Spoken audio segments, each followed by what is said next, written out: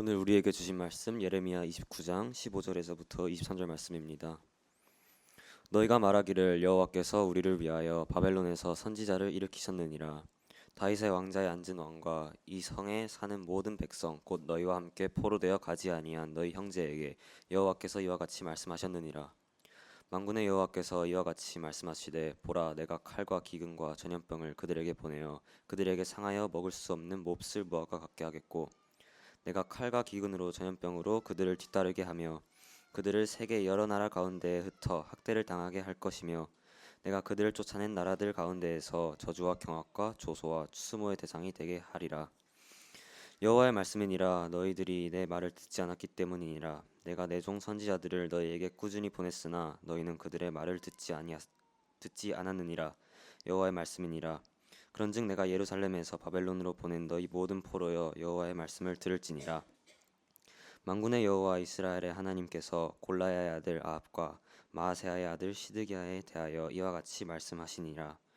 그들은 내 이름으로 너희에게 거짓을 예언한 자라. 보라 내가 그들을 바벨론의 왕 느부갓네살의 손에 넘기리니 그가 너희 눈앞에서 그들을 죽일 것이라. 바벨론에 있는 유다의 모든 포로가 그들을 저주거리로 삼아서 이르기를 여호와께서 너를 바벨론 왕이 불살라 죽인 시드기야와 아합 같게 하시기를 원하노라 하리니 이는 그들이 이스라엘 중에서 어리석게 행하여 그 이웃의 아내와 간음하며 내가 그들에게 명령하지 아니한 거짓을 내 이름으로 말함이라. 나는 알고 있는 자로서 증인이니라. 여호와의 말씀이니라 하시니라.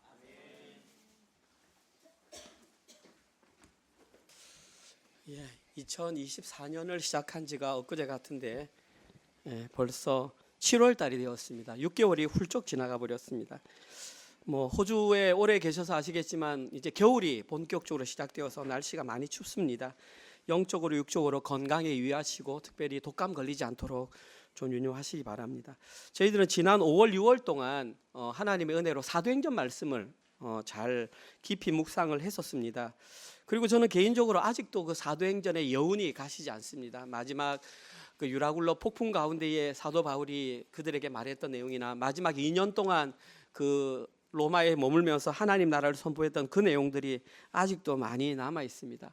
혹시나 해서 그냥 한번 여쭤봅니다. 지난주 성경 내용을 좀 기억하십니까? 핵심 내용.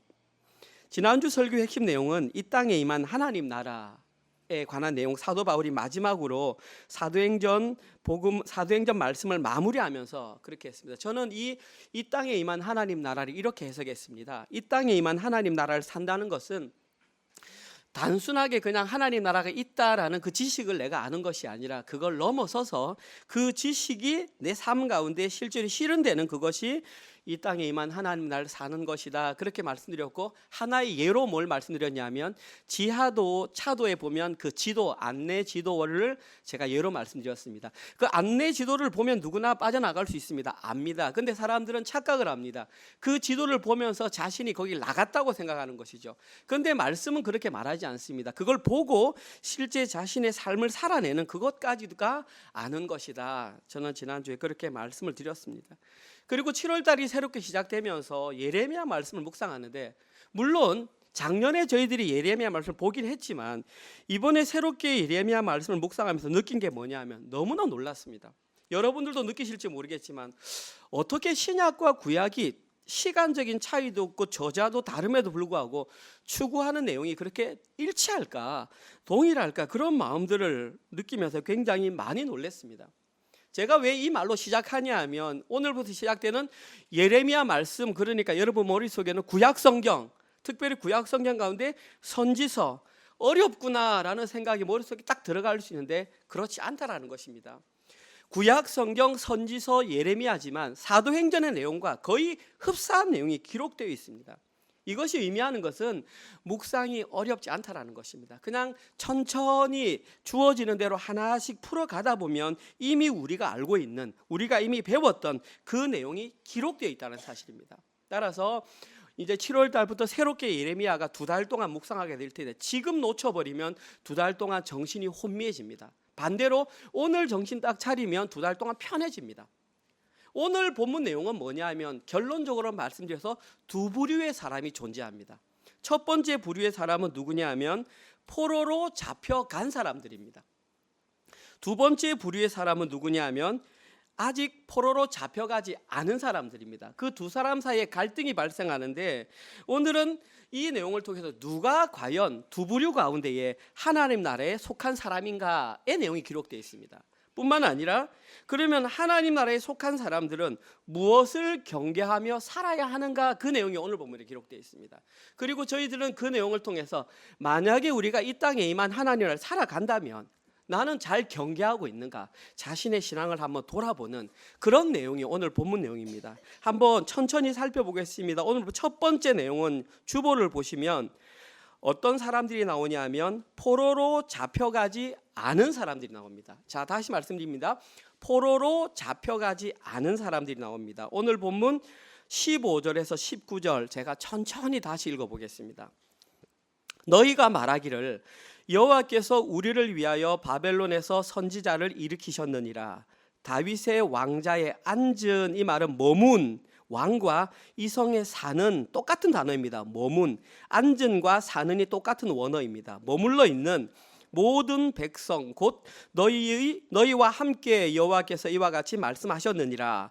만군의 여호와께서 이와 같이 말씀하시되 보라, 내가 칼과 기근과 전염병을 그들에게 보내어 그들에게 상하여 먹을 수 없는 몹쓸 무화과 같게 하겠고, 내가 칼과 기근과 전염병으로 그들을 뒤따르게 하며 그들을 세계 여러 나라 가운데에 흩어 학대를 당하게 할 것이며, 내가 그들을 쫓아낸 나라들 가운데서 저주와 경악과 조소와 수모의 대상이 되게 하리라. 여호와의 말씀이니라. 너희들이 내 말을 듣지 않았기 때문이니라. 내가 내 종 선지자들을 너희들에게 꾸준히 보냈으나 너희는 그들의 말을 듣지 않았느니라. 여호와의 말씀이니라. 첫 번째 본문입니다. 첫 번째 본문의 대상자는 포로로 잡혀가지 않은 자들인데, 여기서 저희들이 가장 먼저 생각해야 될 것이 뭐냐면 이 글이 어디에 등장하는가, 문맥을 알아야 됩니다. 그냥 이 글만 읽으면 지금 내가 어디에 서 있지 헷갈릴 수 있습니다. 그런데 문맥을 보면 이 내용이 무엇인지, 어디에 속한 내용인지 알면 쉽게 이해합니다. 일단 이 내용은 뭐냐 하면 보십시오. 선지자 예레미야가 바벨론의 포로로 잡혀간 사람들에게 편지를 썼습니다. 편지를 써서 그들에게 보낸 그 편지의 내용이 지금 이거입니다. 내용의 일부 한번 읽어보겠습니다. 29장 1절, 여러분이 아시는 내용, 어저께의 내용입니다. 선지자 예레미야가 예루살렘에서 이 같은 편지를, 보십시오. 예레미야가 예루살렘에서 이 같은 편지를 느부갓네살이 예루살렘에서 바벨론으로 끌고 간 포로 중 남아있는 인데, 여기 남아있는 사실은 그 뜻보다는 좀 탁월한 이 말입니다. 원어의 뜻은 탁월한 장로들과 제사장들과 선지자들과 모든 백성에게 편지를 보냈는데, 다시 말해서 지금 방금 저희들이 읽었던 내용은 그 편지의 내용입니다. 내용 가운데 본론이 지금 읽었던 내용인데, 이 내용을 이해하는데 어려움은 없습니다. 그런데 한 가지 문제가 뭐냐 하면 15절을 한번 보십시오. 편지 내용 가운데 갑자기 이런 내용이 나옵니다. 너희가 말하기를, 여기 너희는 포로로 잡혀간 사람들이겠죠. 포로로 잡혀간 사람들이 말하기를 여호와께서 포로로 잡혀간 우리를 위하여 바벨론에서 선지자를 일으키셨느니라 라는 내용이 갑자기 뜬금없이 등장합니다. 아니, 편지를 쭉 쓰는 과정 가운데 저 문장이 왜 들어갔냐라는 것입니다. 아무런 연관성이 없습니다.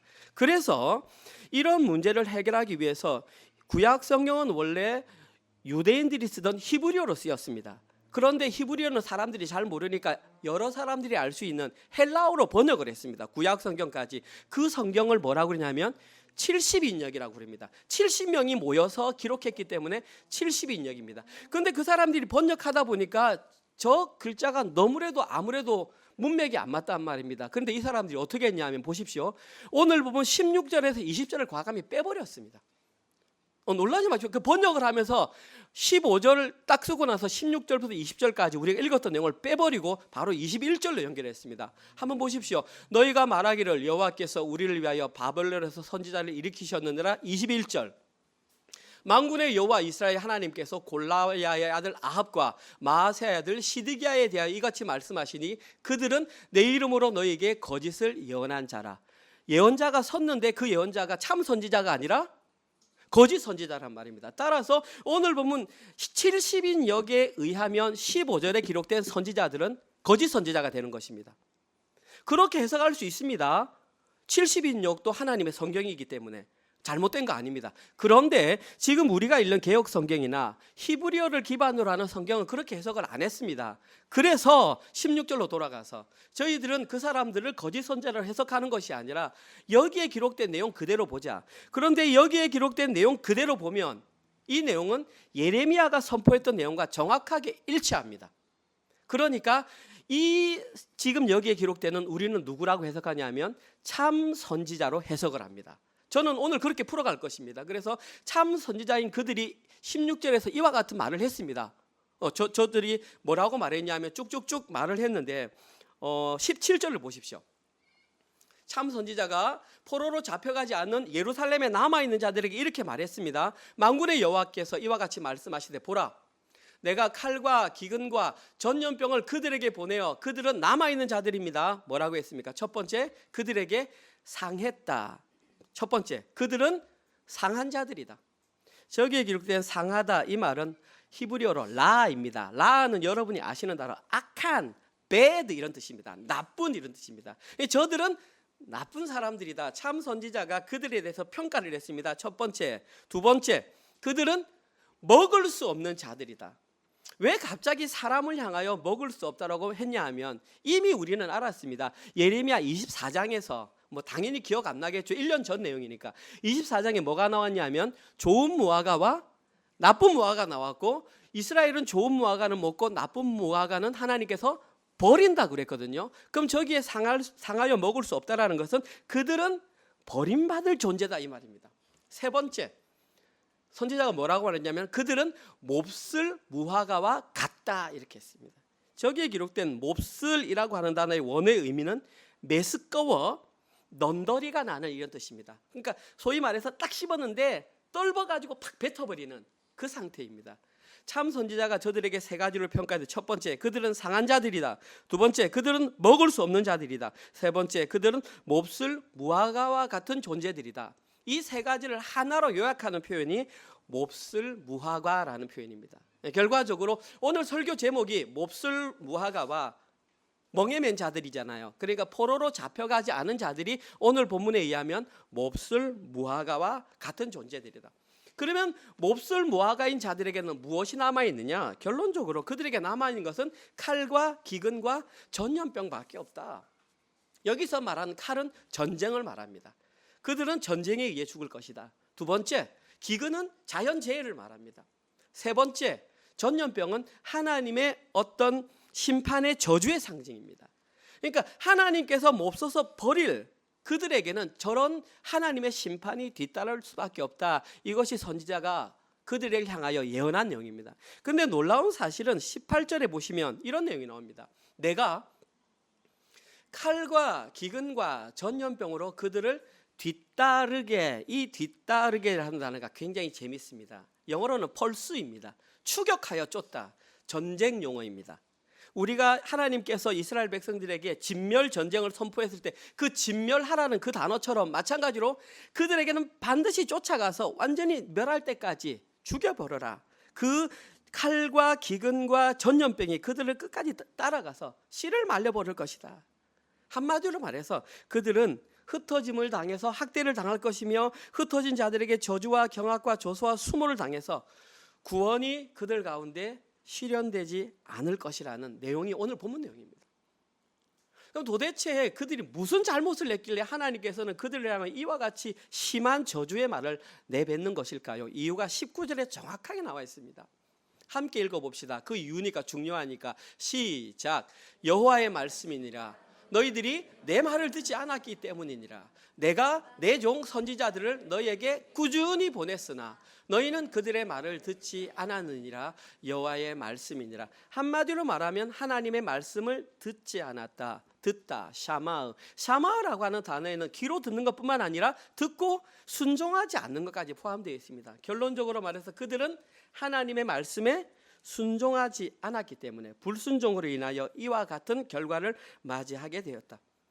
그러니까 이런 내용을 들으면서 여기까지만 딱 들으면 어떻게 판단? 아, 그래, 구약 성경 하나님은 무서운 하나님이야. 자기 마음에 들면 사랑한다 그랬다가 자기 마음에 안 들면 칼고 죽이다 그랬다가 하나님은 참 잔인하고 무서운 분이야 라고 여호와 하나님을 오해하는 분들이 이 내용까지 이야기 때문입니다. 아닙니다.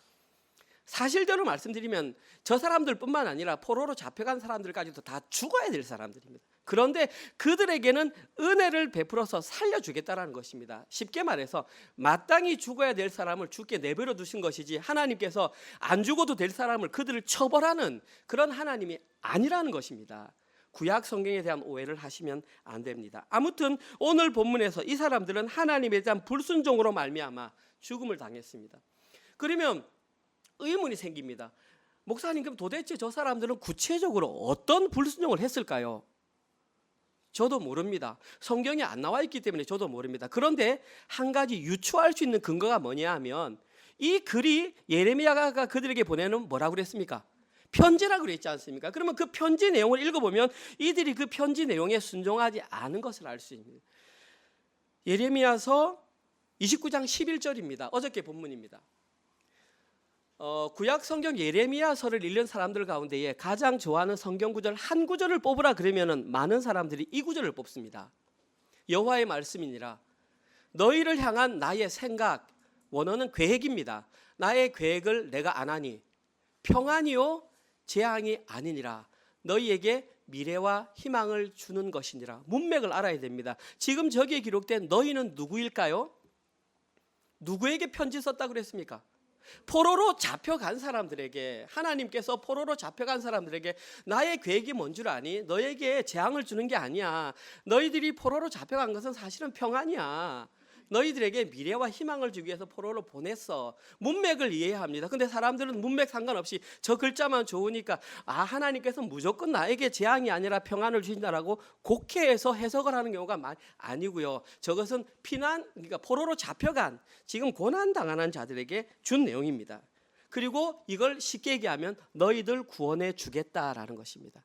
그런데 오늘 본문에 기록된 포로로 잡혀가지 않은 사람들은 이 생각에 동의하지 못했습니다. 그들은 어떤 오해를 가지고 있었냐면 보십시오. 그 사람들이 포로로 잡혀간 것은 뭔가 잘못을 했기 때문에 포로로 잡혀간 것이고 우리가 여기에 남아있는 것은 그들보다 의롭고 그들보다 선하고 그들보다 무엇인가 깨끗하고 신앙심이 조금이라도 좋기 때문에 남아있다라고 생각했던 것입니다. 이것이 그들이 하나님의 행한 불순종의 원인이었습니다. 그리고 이들이 그렇게 생각한 것은 착각인데 왜 이런 착각을 했냐 하면 이들에게는 성전 신학이 남아 있었기 때문입니다. 그 성전 신학이 뭐냐 하면 성전은 절대 파괴되지 않는다. 그래서 우리는 예루살렘에 있는 성전에 남아 있고 오늘도 거기에서 제사를 지내기 때문에 우리의 신앙이 옳다라는 확신을 가졌는데 그 확신이 잘못됐다라는 것입니다. 하나님은 그 성전에 남아 계실 수도 있지만 그들이 잘못하면 그 성전을 떠나 어디까지 갈 수 있다? 바벨론까지 가실 수 있는 분이 하나님이십니다. 그 하나님은 한국에도 계실 수 있고 호주 이 자리에도 계실 수 있는 것입니다. 지금 예루살렘 성전에만 머무시는 분이 아니라는 사실입니다. 그런데 이 사람들은 자기들이 어떻게 생활하든 어떻게 신앙생활하든 상관없이 성전만 붙들고 있으면 좀 심하게 얘기하면 이 시대에도 화석화된 종교 생활만 붙잡고 있으면 나는 구원의 확신이 있다라고 생각하는 것과 동일한 것입니다. 착각이라는 것입니다. 하나님의 뜻에 무엇인지 알고 하나님의 뜻에 순종하는 그 삶이 드러나지 아니하면 그것은 화석화된 종교라는 것입니다. 이들은 이러한 하나님의 계획을 알지 못하고 그들의 착각으로 하나님께 불순종했던 것입니다. 이 결과로 하나님께서는 그들을 뭐라고 불렀냐면 몹쓸 무화과와 같은 존재다. 그래서 결국 하나님 나라와 멀어지게 될 것이다. 다시 말씀드리지만 하나님께서는 그들이 어느 시대를 살고 있든지 겉으로 보기에 아무리 훌륭한 일을 한다 할지라도 몹쓸 무화과와 같은 존재들은 반드시 칼과 기근과 전염병으로 심판하시겠다는 내용이 오늘 본문 첫 번째 내용입니다. 두 번째 내용은 포로로 잡혀간 자들입니다. 대충 제가 첫 번째 말씀을 드렸습니다. 그들에게는 어떤 내용을 선포했는지 한번 살펴보겠습니다. 오늘 보면 20절에서 23절.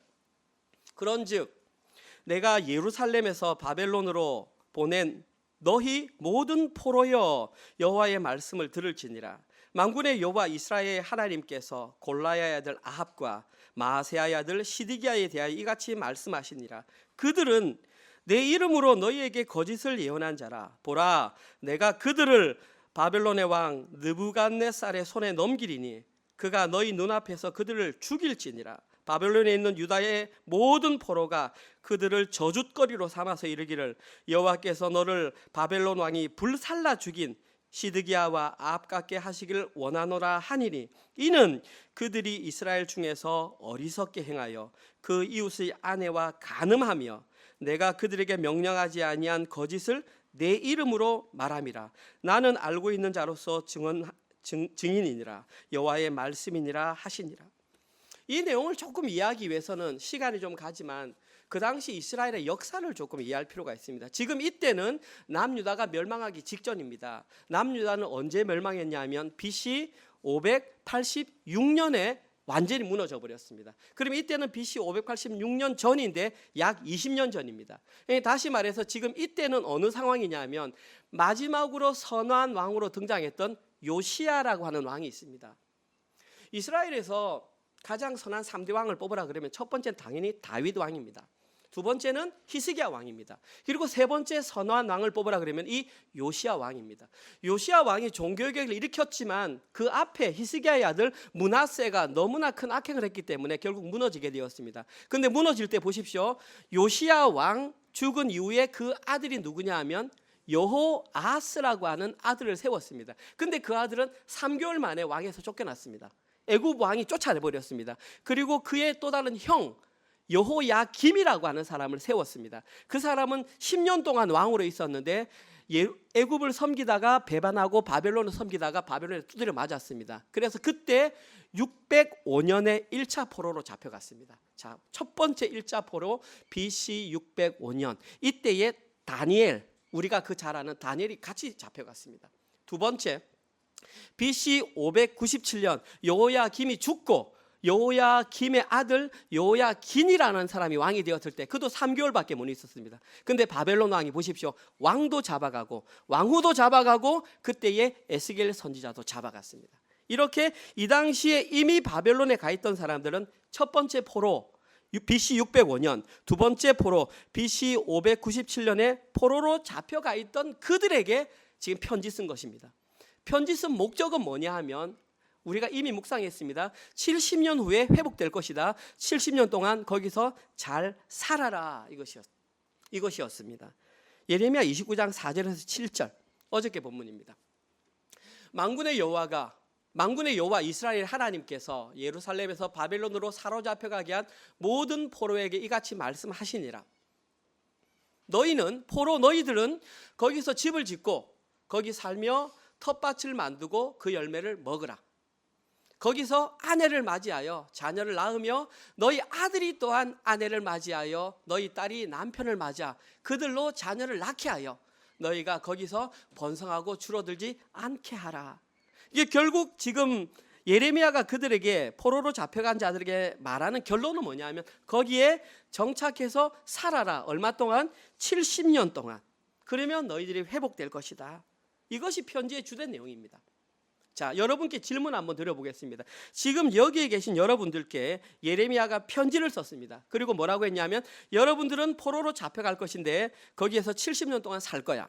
그리고 거기에 정착해서 살아야 돼 라고 명령한다면 여러분의 심정은 어떨 것 같습니까? 와, 해피하겠습니까? 그렇지 않습니다. 어느 누구라도 포로로 잡혀가는 것은 또 포로로 잡혀가서 거기서 70년을 살라는 것은 결코 기분 좋은 소식이 아닙니다. 누구도 그렇게 좋지는 않습니다. 가장 대표적으로 시편 137편을 한번 읽어보십시오. 시편 137편에는 바벨론에서 그들이 적었던 슬픔을 노래한 내용입니다. 여러분들이 너무 잘 아는 그 이름을 까먹었네. 노래 그룹.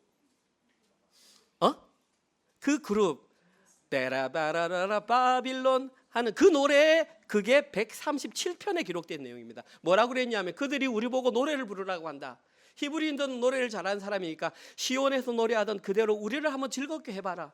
너무나 비참합니다 하나님. 우리는 언제 고향으로 돌아갑니까? 그 노래가 시편 137편입니다. 여기서 말하는 것은 너무나 처참하고 너무나 아팠다라는 것입니다. 그런데 오늘 본문에서 예레미야는 그들에게 그 일을 해라, 힘들다라는 것입니다. 어느 정도 힘드냐? 내가 퍼포먼스를 보여줄게. 이 정도로 힘들다.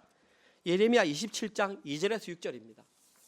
이 예언을 하기 전에 미리 퍼포먼스를 보여주셨습니다. 여호와께서 이같이 내게 말씀하시되 너는 예레미야는 줄과 멍에 소의 등에 얹는 그 멍에를 만들어 네 목에 걸어라. 자, 보십시오. 거는 척해라 아니면 뭐 걸어도 된다가 아니라 실제로 그 멍에를 만들어서 네 줄에 걸어서 이렇게 매라. 모양을 한번 상상해 보십시오. 그래서 유다의 왕 시드기야를 보러 예루살렘의 사신들의 손에도 그 멍에를 다 주어라.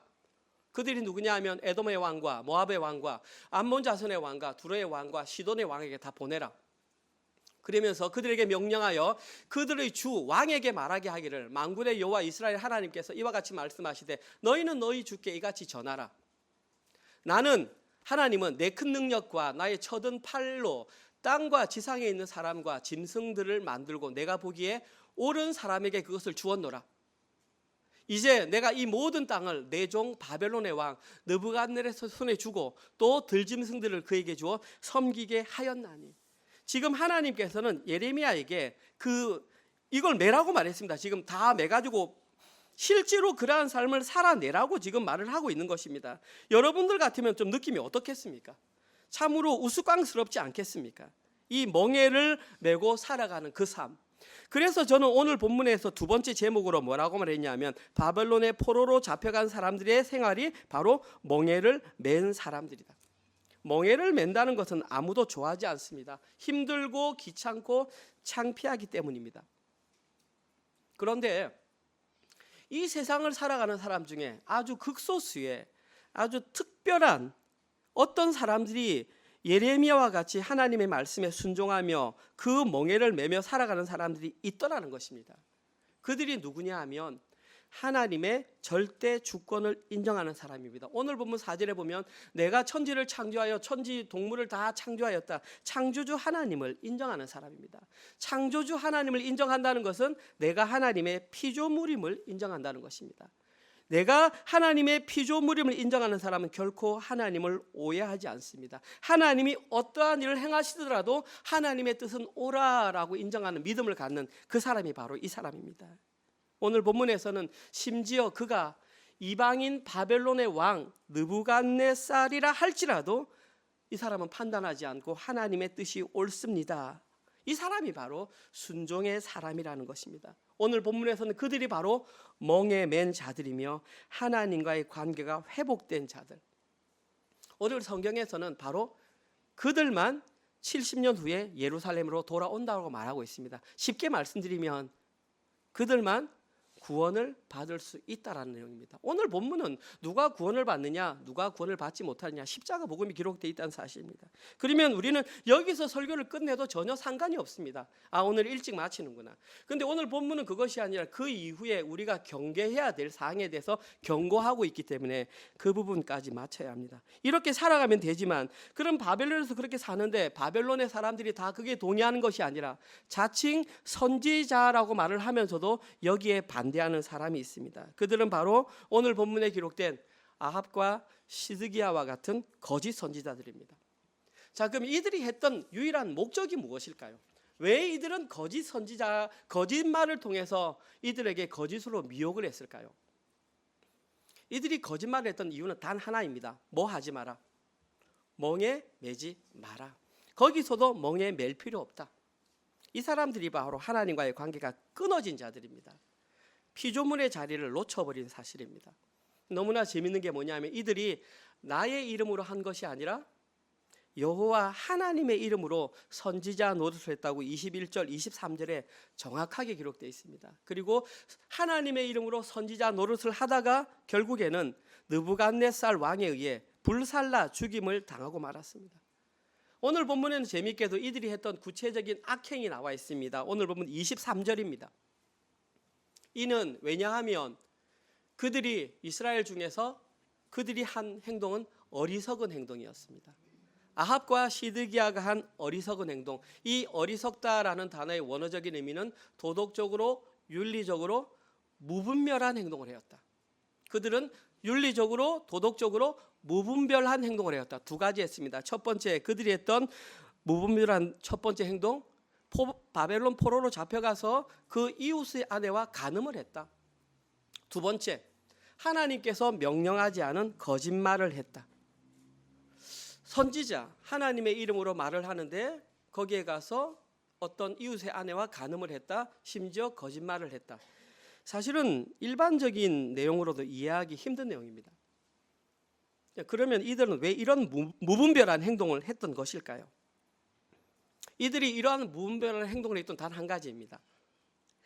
이들은 예레미야를 통해서 바벨론 포로로 잡혀간 자들이 이미 이 땅에 임한 하나님 나라에 들어갔다는 것에 대한 자부심이 있었습니다. 편지 내용을 알았습니다. 자, 그러면서 이들은 긴장의 끈을 놓아버렸습니다. 이 땅을 살아가는 하나님 나라에 들어간 사람들은 우리는 이미 들어가 있지만 아직 완성되진 않았습니다. 우리의 완성은 예수 그리스도가 오시는 그날 완성이 됩니다. 그래서 우리가 믿는 종말론적인 삶은 이미와 아직 사이의 균형입니다. 그런데 이들은 이미 들어왔다는 사실에 손을 놓아버렸습니다. 긴장의 끈을 놓침으로 말미암아 아직에 대한 생각을 갖지 못했습니다. 아직 우리는 들어간 존재들이 아닙니다. 지금 이 거짓 선지자들은 이 임의의 상태에서 만족한 결과 아직의 상태를 놓친 잘못된 종말론적인 삶의 결과였던 것입니다. 아마도 이들은 이미 우리는 70년 후에 돌아간다라는 확답과 보증을 받았기 때문에 아무렇게나 살아도 우리는 구원받을 수 있다라는 이 시대의 잘못된 구원론과 정확하게 일치한다고 볼 수 있습니다. 그런데 진짜 심각한 게 뭐냐 하면 이 이후에 나오는 본문입니다. 제가 시간 관계상 이후의 본문은 오늘 본문이지만 생략해버렸습니다. 과감히. 그 이후의 본문이 뭐냐 하면 스마야라는 사람이 나오고요. 거짓 선지자입니다. 그 다음에 이 사람이 예루살렘에 편지를 썼는데 제사장 스바냐에게 편지를 썼습니다. 그리고 편지의 내용이 뭐냐 하면 편지를 씁니다.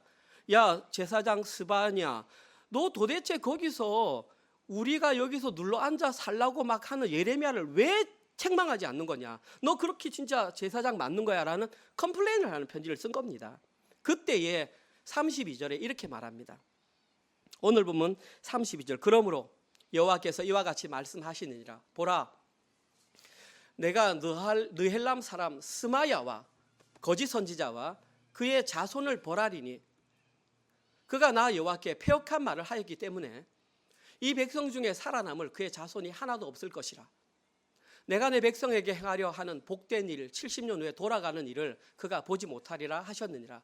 이것은 여호와의 말씀이니라. 거짓 선지자 아합과 시드기야가 자신이 잘못해서 불살라 죽임을 당한 것 오케이. 그런데 스마야는 한술 더 떠서 그것을 자기 자신만 간직한 게 아니라 자기의 자녀의 자녀에까지 그 신앙을 가르쳤습니다.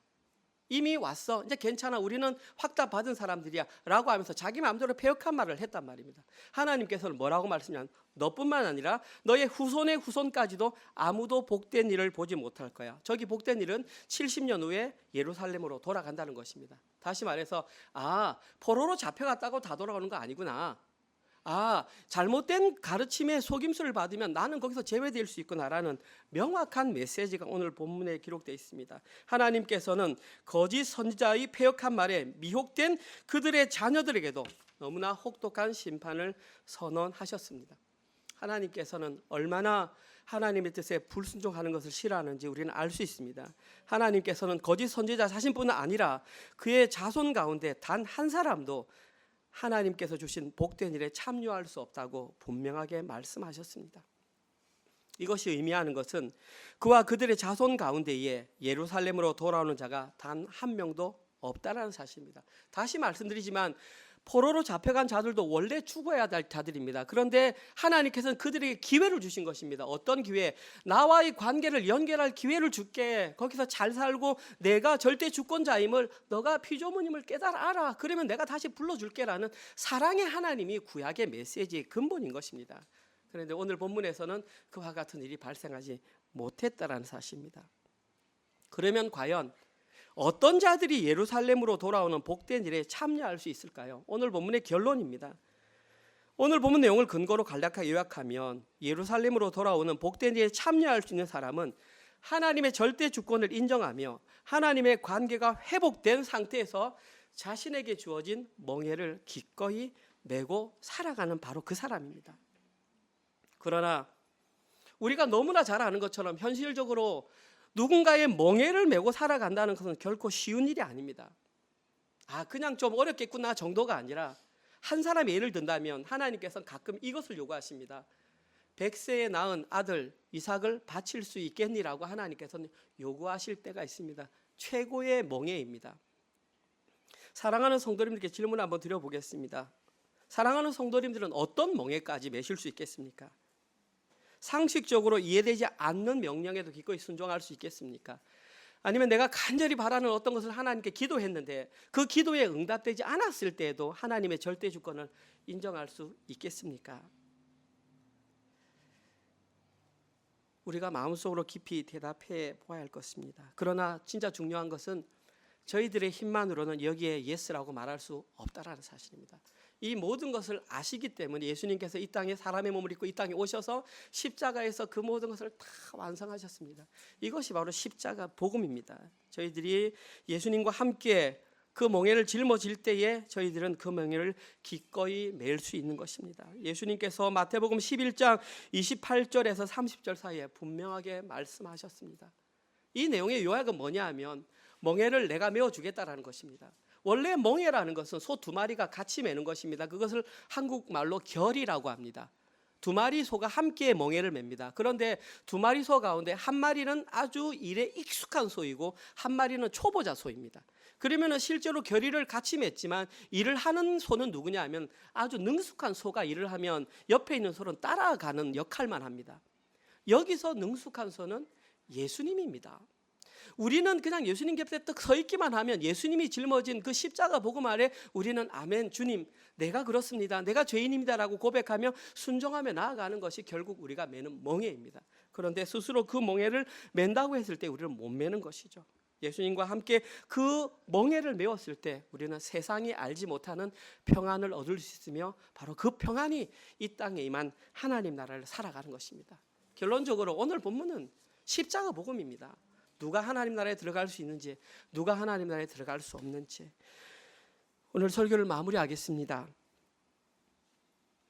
저희들은 구약 성경인 예레미야 말씀을 통해서 하나님 나라에 관한 내용을 살펴보았습니다. 일반 상식적으로만 생각한다면 당연히 포로에 잡혀가지 않고 그곳에서 잘 살고 있는 사람들이 거기에 해당한다고 생각할 수 있습니다. 그러나 오늘 본문 말씀에 의하면 포로로 잡혀간 자들이 여기에 해당한다고 말할 수 있습니다. 이것은 역설이며 모순처럼 보일 수 있습니다. 물론 아까도 말씀드렸지만 포로로 잡혀갔다고 다 돌아오는 건 아닙니다. 포로로 잡혀가서 하나님이 어떤 존재인지 내가 어떤 존재인지 그리고 하나님과 나의 관계가 회복된 그 사람만 돌아올 수 있습니다. 회복할 수 있는 가장 중요한 조건, 하나님의 절대 주권을 인정하는 것입니다. 그리고 오늘 본문은 그들을 멍에맨 자들이라고 불렀습니다. 결론적으로 하나님 나라에 들어갈 수 있는 자는 하나님의 절대 주권을 인정하고 관계가 회복된 상태에서 자신에게 주어진 멍에를 기꺼이 매는 그 사람입니다. 그리고 이들은 예수님과 함께 멍에를 맬 때에 아브라함이 이삭을 바쳤던 그 수준의 신앙까지 우리는 잘 알 수 있는 것입니다. 또한 그들만 오직 세상이 줄 수 없는 평안, 세상이 줄 수 없는 자유, 그것을 우리는 구원과 영생이라고 말하는 것입니다. 한 가지만 말씀드리고 마치겠습니다. 이때 우리가 경계해야 될 것이 있습니다. 거짓 선지자의 속삭임은 이미 우리는 들어왔으니까 끝났어라고 말하는 거짓된 속삭임을 경계해야 됩니다. 아직 우리는 끝나지 않았습니다. 우리는 아직 난 옛 하나님 나라에 들어간 상태가 아닙니다. 그러니까 우리에게는 짐이 무겁고 갈등이 있고 하나님 나라 공동체라고 하는 이곳에서도 갈등과 우리는 부딪힘을 경험할 수 있는 것 당연한 것입니다. 그것은 하나님 나라 예수님께서 오신 그때 갔을 때 완전히 사라지는 것입니다. 우리는 여전히 부족합니다. 이러한 거짓된 속삭임에 넘어가지 마시고 하나님과의 관계를 회복하시는 모든 분들 되시기를 주님의 이름으로 축원드립니다. 아멘. 하나님 감사합니다. 7월부터 새롭게 예레미야 말씀을 묵상케 하시고 예레미야 묵상을 통해서도 주님께서 우리를 사랑하시는 그 십자가 복음이 숨겨져 있는 것을 알려주시니 참으로 감사합니다. 하나님 비록 포로로 잡혀가는 것이 힘들고 고단하고 멍에를 매는 일 같지만 그 멍에를 통하여 하나님이 어떤 분이신지 또 내가 어떤 존재인지를 확실히 깨닫고 끊어졌던 하나님과의 관계를 회복할 수 있는 기회가 된다면 그 멍에를 기꺼이 매는 그런 성도들 되게 하여 주시옵소서.